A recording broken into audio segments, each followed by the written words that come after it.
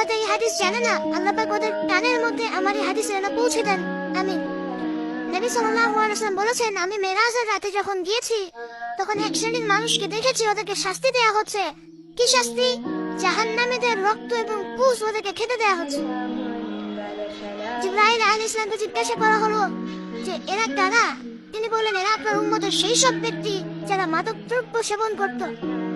আল্লাহ রাব্বুল আলামিন তার হাবিবের মাধ্যমে জানিয়েছেন, যখন কোন মুসলিম মাদক সেবন করে বা কোনো ব্যক্তি মাদক সেবন করে তখন 40 দিন তার নামাজ কবুল হয় না। এরপর যদি সে তওবা করে তাহলে আল্লাহ পাক তার তওবা কবুল করবেন ইনশাআল্লাহ।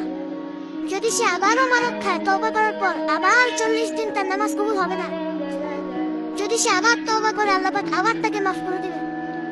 যদি সে আবারও মাদক খায় আবার 40 দিন তার নামাজ কবুল হবে না।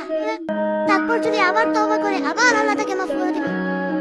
এরপরেও যদি সে আবার মাদক দ্রব্য সেবন করে, নবী সাল্লাল্লাহু আলাইহি ওয়াসাল্লাম বলেছেন তাকে আল্লাহ রাব্বুল আলামিন পরকালে মৃত্যুর পরে তিনাতুল হাবাল পান করাবেন। তিনাতুল হাবাল। জিজ্ঞাসা করা হলো, ইয়া রাসূলুল্লাহ, তিনাতুল হাবাল কি জিনিস?